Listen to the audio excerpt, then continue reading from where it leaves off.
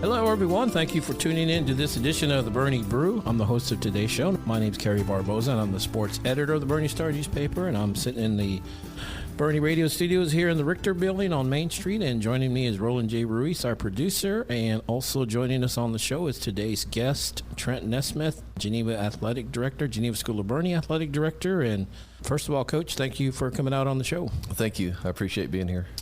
You got a lot going on at Geneva. I know it's summer and things have slowed down a little bit, but what a great year you guys had. Let's start with the Henderson Cup. That's the TAPS Award for the best all-around school. They give it in the 6 different classifications.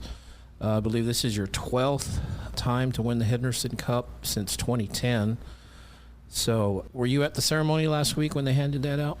I was, yeah, and thank you for congratulating us. So yes, I spent last Wednesday, Thursday, Friday up in Waco at TAPS Conference, and they do an awards ceremony on Thursday over the lunch hour, and they presented us with the Henderson Cup for 4A classification. And let's explain to the listeners what that is. That's basically you earn points. It's kind of like the UIL does it similarly with the Lone Star Cup, I guess, and TAPS has their own. And you get points for participating in different events, and the further you go, if you win a district title, that's worth more points, basically. And then you accumulate the points at the end of the year. So it's fine arts and it's athletics, basically, right? Well, there's actually a third category, too, academics. So It goes on throughout the whole year. From the athletic side of it, every varsity sport that we participate in TAPS, if you make the playoffs, guaranteed 2 points, and each round is another 2 points. So if you win a state title in a sport, you get 10 points, and if you finish second, you get 8. So they do that for all the sports. They also crown a winner for boys athletics, total points in your classification, and girls, which we won last year for the first time. But then throughout the year, there's fine arts where our students go up and compete in one-act plays or choir or orchestra. And then on the academic side, they go up and compete in math and writing and stuff like that. And it's throughout the whole year, and until the state baseball softball tournament is finished, that's when all the points are done. And so they kind of, after the season ends with everything, they accumulate the points. They kind of let you know beforehand, right? Because you don't go up to the ceremony and not really know. Correct. They on their webpage, they have a Henderson Cup link, and it gives up the most updated points for all the schools in your classification. You can look at other classifications, too, and they also have the previous winners from when they first started. And I know you get a trophy that the school gets to keep. Do you get anything else? Do they give y'all like a check for, to help with anything or anything like that? Nothing? No, it's just a trophy. Okay, because I thought the UIL gave out $1,000 check to the school or something to help with scholarships or whatever. But so you just get the trophy and a handshake. Yeah. Well, that's okay. No, it's fun. We enjoy it. Well, and I mentioned this is your 12th. You're a 4A classification, and 6A is the biggest. Is that correct? That is correct. So this is the 5th time we won it in 4A. Right. The school won it twice at 3A, twice at 2A, and 3 times as a 1A school. Yeah, and the first one was 09-10 school year, but y'all didn't open till 08, right? Wasn't that your first year? 08? I think that was the first time they were in TAPS, correct. Yeah, so 2 years in, you guys are winning Henderson Cups, and it's been a pretty good run. Obviously, you got to have a lot of kids do a lot of different things. That helps to have that kind of depth and have everything covered, but if you had to give a couple keys as to reason why you guys have been so successful and have won 12, what would you say that would be? I think first off, the coaches and the faculty, what the coaches do at practice and what the faculty do in their classroom. I think those are the 2 keys. I also think our parent group, our administration, they provide the avenues for us to compete at a high level in the classroom and also on the athletic fields. And our kids are great. They do a lot. You'll see numerous athletes that'll compete in the fine arts, the athletics, and the academics for Henderson Cup points. Yeah, and you guys, to me, from what I see, looking at the points and the other schools that have, gotten points, maybe finished second or third, you seem well-rounded. Yeah, we're well-balanced. Yeah. And that credit goes to, again, everyone thinks athletics, but if you do your history, and you'll see that fine arts and academics provide several points because we try to be in each category that TAPS provided. Yeah, and so you guys scored 78. I was looking at some of the results. Lubbock Christian finished second with 65 points. Covenant School of Dallas placed third with 64 points. They had 56 points in athletics, but only 8 in fine arts. Correct. So that's the balance you're talking about. So they outscored you in athletics, but as far as the fine arts, you guys had 26 points there versus their 8. So like you said, it's just about being a well-rounded student and participating in a lot of things. And you have a lot of athletes that do fine arts and art and band and academics, don't you? Oh, several. There's several times you'll have an athlete that's at a fine arts event or at a show or choir that's missing practice or even missing a game. As coaches, we try to balance that. It's communication with the faculty, the students, and the parents, and I think we do a good job of doing that. Yeah, and you have to share, I think, of comfort because they're a small 3A in UIL, and they have to share athletes. I mean, they have to accommodate the schedules and things like that. So it sounds like you guys do a good job of helping each other with between sports and things like that. Absolutely. And we also have athletes that do multiple sports in the same season, whether it be baseball, track, or tennis, or golf, basketball, swimming. Sometimes we even have volleyball players that run cross country. I mentioned you guys scored 78 points this year, 26. I have it at 26 with fine arts. Academics, you got 2 of that was part of that 26, I guess. Athletics was 52. Girls athletics 28, and boys athletics 24. So any one of those sports stand out to you? Well, I think looking back on this year from last year, first off in the fall, our football team made the Final Four. They lost in the semifinals. Right. You look at our winter sports on the soccer side, our girls program played in the state title again, and for the first time, our boys made it to the Final Four and lost in the semifinals. So right there, looking at staying on the topic of Henderson Cup points, those points were nice to have. You don't see that every year in football or on the boys' side of our soccer. And then our girls' tennis team winning state and our boys finishing runner-up. So usually you think of football, basketball, baseball, but you look there with tennis and soccer. It was a great year across the board, but especially for those teams. It was fun to see those teams have success at the state level.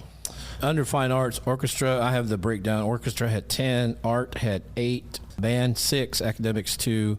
Orchestra won state, didn't they, for how many years in a row now? It's been several. I don't have the number, but we have an outstanding orchestra department, and those students start in logic school, which is middle school, playing an instrument, and they usually stick through it through high school. Yeah, girls athletics, you mentioned them. Tennis got 10. Soccer, girls soccer got 8. They were state runner-up. Golf got 4. Basketball got 4. Volleyball got 2. So that was 28 of the 78 points. Correct. So then boys athletics, tennis got 8. Soccer 6. Football 6. Baseball 2. And swim 2. So just like you said, that's 1, 2, 3, 4, about 15 different areas you're picking up points, and just it adds up, right? I mean, correct. Yes. Yeah. Well, we're talking to Trent Nesmith, the Geneva School of Boerne athletic director. The Eagles won the Henderson Cup. This is their 12th time to win it since 2010. It's the award given to the best all-around program, not just athletics, but academics and fine arts, and Geneva has a dozen of them now. Where do those trophies go? We usually showcase them in our administration building where our head of school is located. That's where we keep them. Okay. And then in our gym, we have banners for each year hanging on the wall. Yeah, so basically you're kind of in summer mode now. Everything's done as far as the school year. Do you get much time off in the summer? What does your summer look like? I would say the day-to-day schedule's a lot lighter for my responsibilities during the school day. But now that we're in summer, I'm in the office Monday through Thursday in the morning. We have all the fall sports, practicing, training. Basketball is doing workouts. So we're continuing preparing for the next school year. And didn't TAP's football change when they start the season, the regular season? They took a week off. We now play 10 games instead of, we have 10 weeks. Okay. So we get 1 scrimmage instead of 2, okay, and then we start our season. So the TAP's calendar has changed from previous years. For example, football will end before Thanksgiving this year. In prior years, it's been the first week in December. Right. All the other sports are starting practice later, meaning basketball starting later in October. Spring sports are starting in late January for first official day of practice. So I think what they're trying to accomplish is not having sports run into the next season, whether it's winter or spring, and allow those kids to finish a sport. And, if they go far, there's nothing you can do about that. But the Right. teams that don't advance, now they can get into their next sport without missing 3-4 weeks.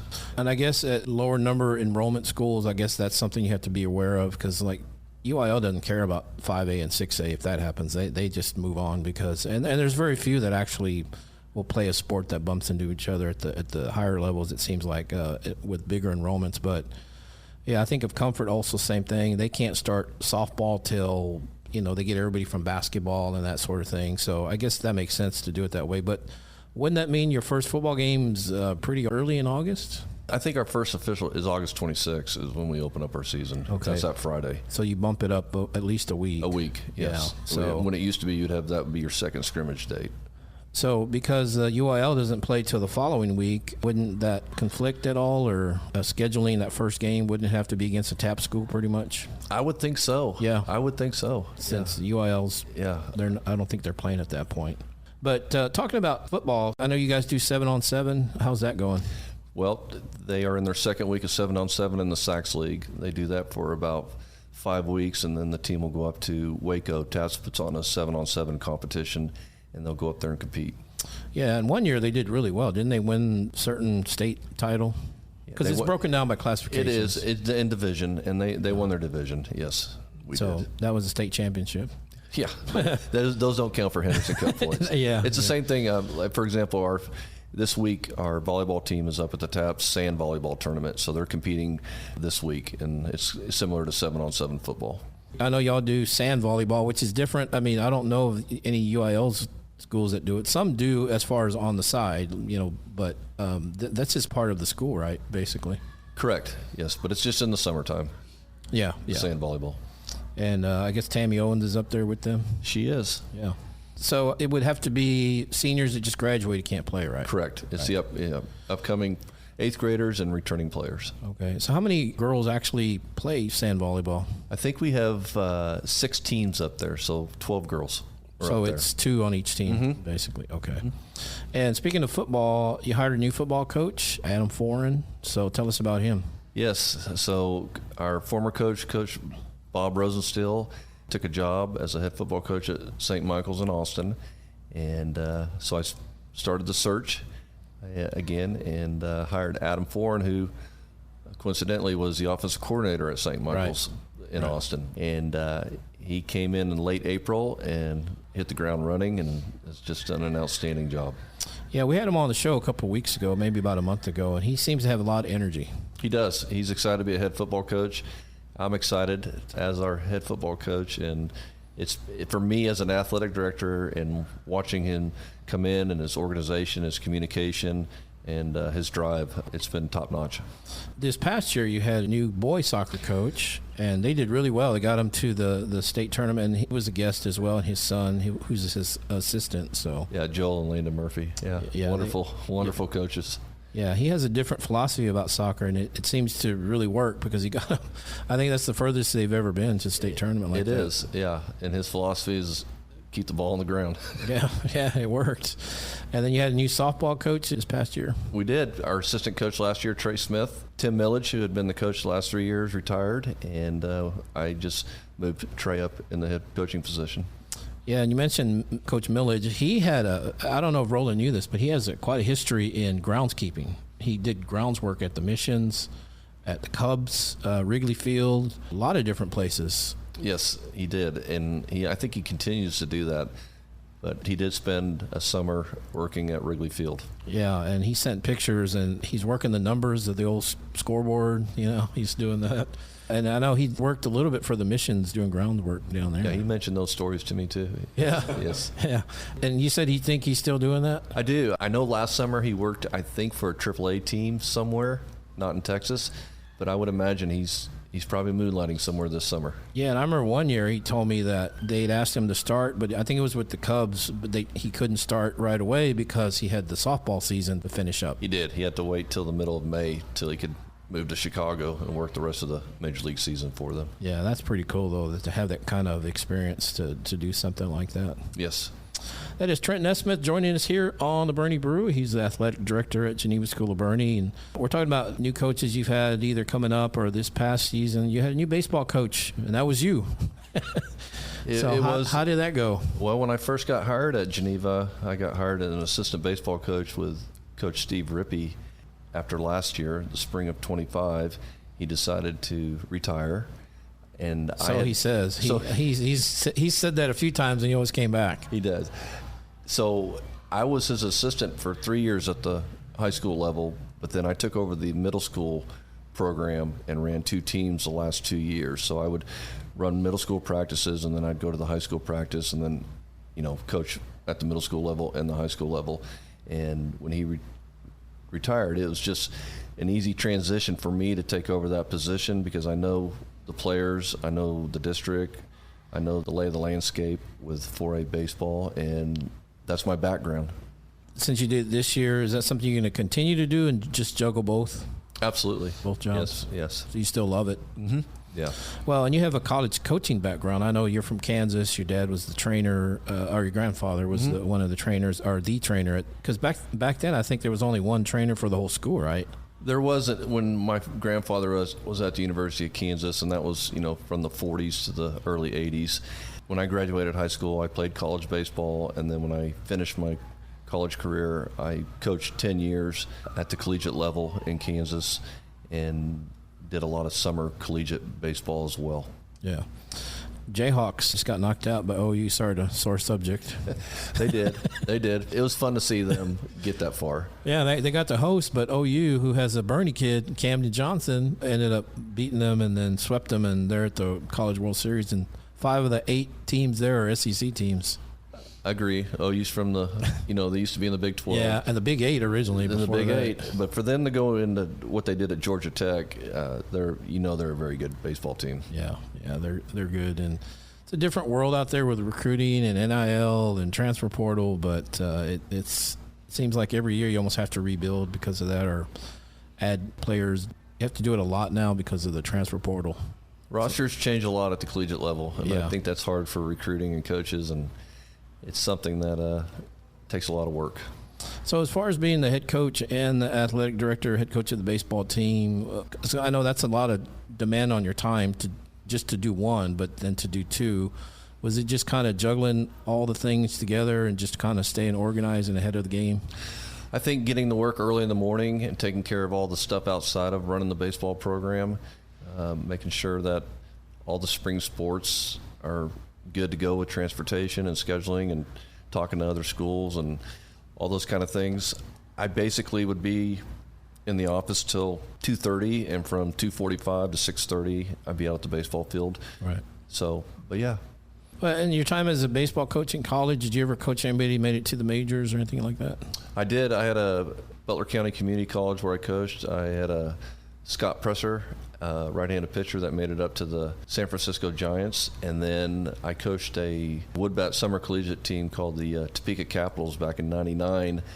And I had a player from Florida State named Kevin Cash, who was a starting third baseman for Florida State, that I allowed to catch that summer.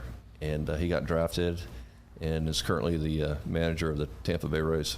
Wow. So, man, that's pretty good. And you mentioned Coach Rippe. He's in the San Antonio Baseball Hall of Fame, but he coached Johnny football because he was at Kerrville when Johnny was there, and he told some really good stories about Johnny. And he told me that Manziel was probably a better baseball player than he was a football player, but he just loved football more than he loved baseball. Yeah, Coach Rippe mentioned that to me several times when we would have conversations about his days at Tivy. Yeah, and he, Johnny was just such a good athlete. He could two-hand dunk. I mean, he was just a really good athlete, and he earned his way on to the freshman as a freshman onto the varsity, and he was hitting in the 9 spot, but he was hitting so much they were walking him. And the number 9 spot, they were walking the number 9 batter just because he was such a weapon offensively. So, he ended up choosing football, and he won a Heisman Trophy, so you can't fault him for picking that sport. No. Is Trent Nesmith joining us here as the athletic director at Geneva School of Boerne? How many years as the athletic director now? Third. Just finished my third year. Third year, okay. Yes, sir. You were interim for about a year or so? A little over a year and a half. Yeah, so everything going well as far as all that? Absolutely. Yeah, loving it? Loving it every day. Earlier we were talking about the coming school year. You guys are in a new district, New Look district. It gets realigned every 2 years. They kind of do it parallel with the UIL just so that you can schedule games and that sort of thing. But what do you think of the new district you guys are in? It's going to be different for our football team and our community. We had Hill Country Christian out of Austin, right? John Paul II out of Schertz that got reclassified up to the 5A level, so they're moving up. And then we've brought in Brazos Bryan, Baytown, and I think St. Francis. So travel-wise to the Houston area every other year is going to be a little bit different. So it's going to feel like a new district. And if you look at those football programs, schedules, and records, the district is a strong football district. So it'll be very interesting. So no Corpus anymore? The only Corpus team is we still have John Paul II, Corpus Christi, that's still in our district. Okay. And what happened? And Holy Cross. So those are the three remaining from the district that's been kind of together the last 4 years. Yeah, and Holy Cross is in San Antonio, of course. Yes, sir. So, and they're pretty good. They're always good. They have an outstanding program, outstanding tradition, unbelievable head coach. So, yes. I was going to ask you, as a baseball coach, do you have any superstitions that you follow? You have to wear the same socks, or if you have to wear them backwards if you win or something? You have anything like that you do? I think probably the only superstition I have is my baseball pants have to be up to my knees. I don't wear them long. I've always been like that. So. Well, that's just more of a preference, I think. Yeah, preference. No, I can't really. I don't know. I mean, obviously not touching the white line when you go out to talk to the pitcher. Yeah, I guess that's a superstition for sure. You can't do that. No, don't touch the white line. So yeah. So yes, I do have a superstition. Yeah. Well, baseball seems to have a lot of them, but I just talking to people that that've played, they like, I have to warm up with the same person, and this, and I have to throw with she's my roommate or whatever, so I have to throw with her, and seems like that. But it's funny how all that works. It is. We mentioned some new coaches. You have any new coaches coming up you're going to hire, or is everything pretty much set for the upcoming school year? Everything's the same. Obviously hiring the new head football coach with Coach Foran. We will need to replace our swimming coach. Claudia Flores is finished after 3 years. So those as head coaching, those are the only changes. Having Coach Owens back for volleyball, Coach Island for cross country, both McNeil and McCleary for basketball. Soccer's the same. All the spring sports are the same. Coach Dillinger. So it's good for me that they're all coming back. Yeah, and Coach Doran, she's done a great job with that girls soccer program. Unbelievable. Yeah. Coach Doran runs an incredible program, and it's fun to watch them at practice, and it's fun to watch them play. It's just a joy. She's had a lot of success, maybe the most of all the athletic teams, maybe it's fair to say, or right around there. I would say for postseason, going to the state tournament, since at least I've been there, yes. Yeah, she's done really well. And I think her daughter played for her, and didn't she sign with the University of Houston or something? Trinity, okay. Mm-hmm.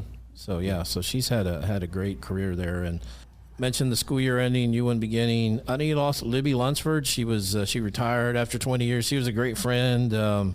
I've known her since she started there, and she was always really good to us about getting us information about Geneva and this and that. And she was great to work with. What was your? Just want to give a shout out to her. What was your experience working with Libby?